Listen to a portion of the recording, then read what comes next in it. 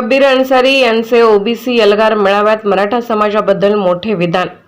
OBC आणि मराठा समाजात बंधुभाव आहे। भुजबळ साहेब हे कधीही मराठा समाज किंवा मराठा आरक्षणाच्या विरोधात नाहीत। भुजबळ साहेब यांची लढाई मराठा समाजाविरोधात नाही तर डॉक्टर बाबासाहेब आंबेडकर यांनी दिलेले ओबीसी आरक्षण काढून घेण्याविरोधात होती, असे विधान ऑल इंडिया मुस्लिम ओबीसी ऑर्गनायझेशनचे राष्ट्रीय अध्यक्ष माननीय शब्बीर अहमद अन्सारी सांगलीमध्ये आयोजित ओबीसी महाएल्गार मेळाव्यात केले।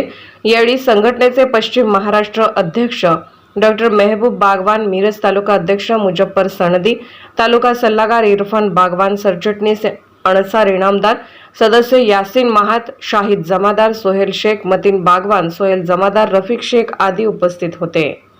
ओबीसी वालों, न समझोगे तो मिट जाओगे। ओबीसी वालों, तुम्हारी दास्तां तक भी न होगी दास्तानों में।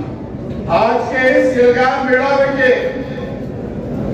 सदर मोहतरम, इस मुल्क के, इस देश के ओबीसी के लड़वैया नेता, जिन्होंने हमको मंडल आयोग का अमल बजावनी करवा के दिया, जिसकी हम सहूलतें ले रहे हैं, ऐसे आदि जनाब इज्जत महाब छगन भुजबल साहब, स्टेज पे बैठी हुई तमाम जिम्मेदार शख्सियतों, मैं आज बहुत अलग बात कहने वाला हूं आपको। देखिए, भुजबल साहब मराठा समाज के खिलाफ बिल्कुल नहीं है। भुजबल साहब मराठा समाज के खिलाफ नहीं है। भुजबल साहब की जो लड़ाई थी वो बाबा साहब अम्बेडकर ने संविधान में हमारे को ओबीसी में दी है, उसको जो छीनने की कोशिश की जा रही थी, उसके लिए लड़ाई के लिए इस महाराष्ट्र में सबसे पहले कोई निकला है तो वो एक ही नेता था जिसका नाम है छगन भुजबल, छगन भुजबल, छगन भुजबल। तो मैं आपको बताना चाहता हूं कि ये लड़ाई, ये हमारी आपस की भाईचारगी है।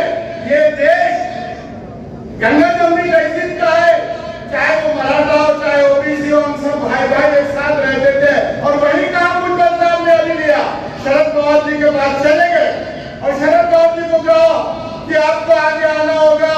ये क्या हो रहा है?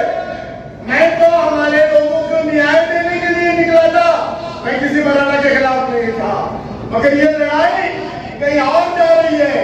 इसके लिए आपको आगे आना होगा और आगे आके ये जो कुछ भी हमारे निर्णय आगे होने वाले हैं वो निर्णय करा के दो।